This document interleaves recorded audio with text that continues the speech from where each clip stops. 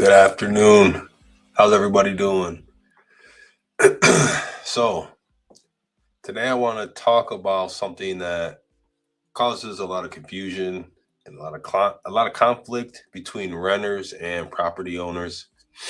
When it comes up, people often assume one side has all the power, but in reality, rental laws are designed to have basic rights on both sides.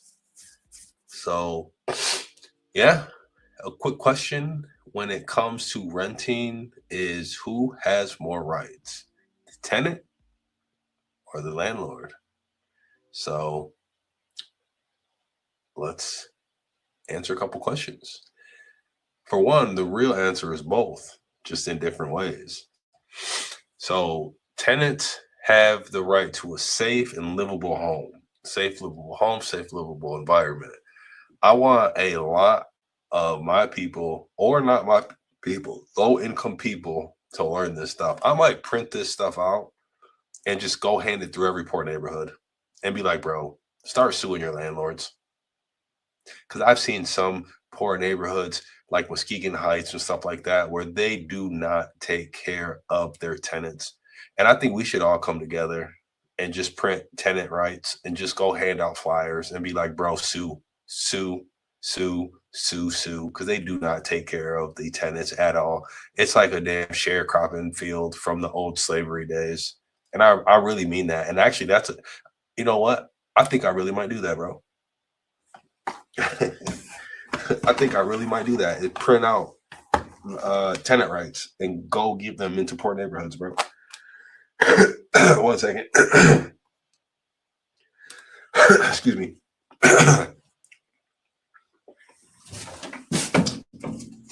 Sorry. Anyways.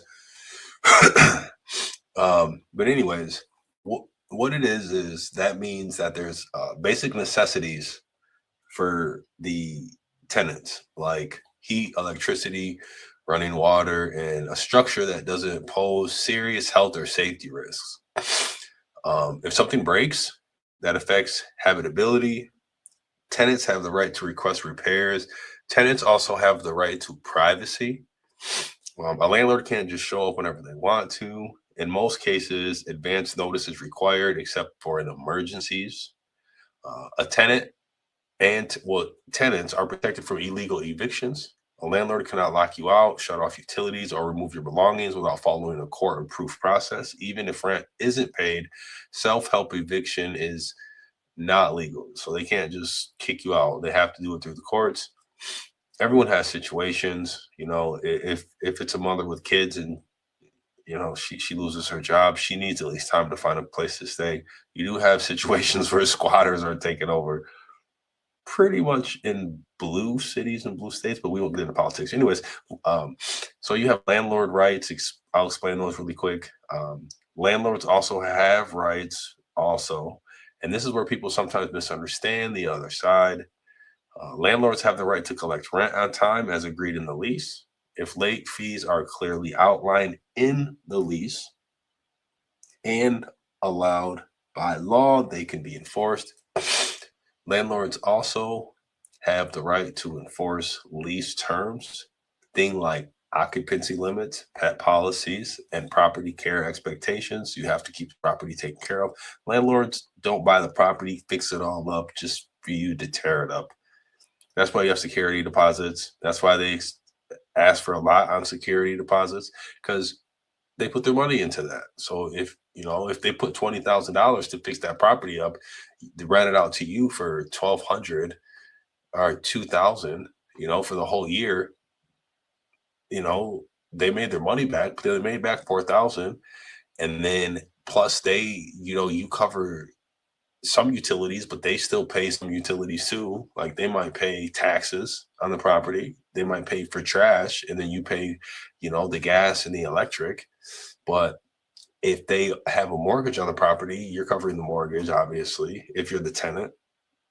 But if you mess up the property, $3,000 with the property, then they only gross $1,000 on the property. And that's if the property is even paid off. The property might not be completely paid off. If they paid it cash, then they put in 100,000, 120,000. So if you're a landlord, you're taking a huge risk. You have to know what you're doing.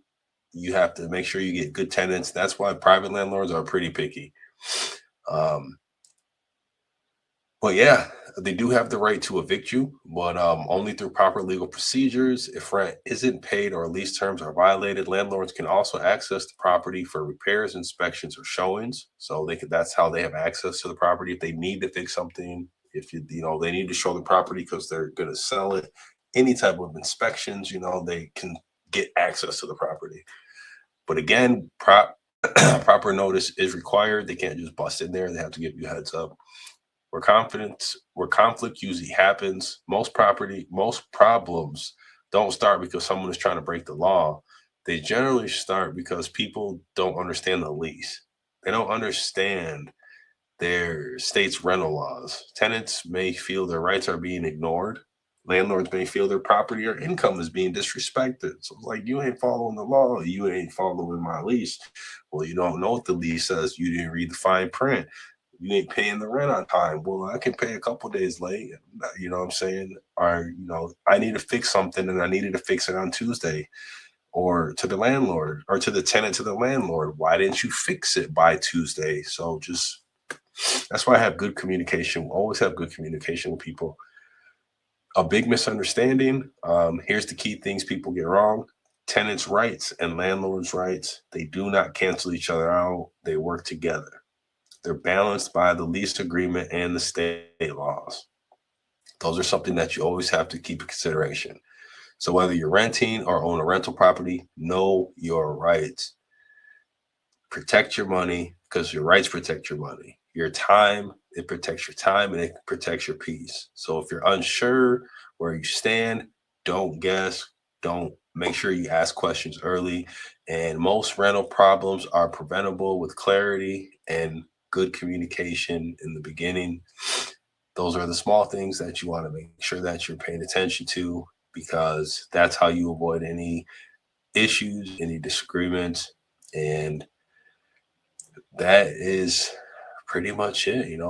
Like I said, you might have squatters. Sometimes I've seen where landlords want to show the property and sell it, and they've had tenants who are so evil they won't let people in. People have destroyed the properties. Just it's a risk being a landlord. It's a huge risk. I'll tell you that right now. Um, you can take Section 8 and people will lie and say there's one person living in there and there's 12. Or you could take a person who's never there because they're working very, very hard. And think about it like this. If there's 5 people living in there, they're always going to be walking on your carpet all over your new floors you did. Or if you get one person who's never there and he's always at work, the carpet's going to look brand new when he moved out. So those are things you have to take into consideration. Anyways, if you're looking to buy, if you're looking to sell, you want to get your home evaluated free, I'll let you know. Like I always say, just because I get it evaluated for you doesn't mean we have to sell it. And if you want to know how to buy or start, let me know. Thank you and have a blessed day, guys. Thank you for watching if you made it this far.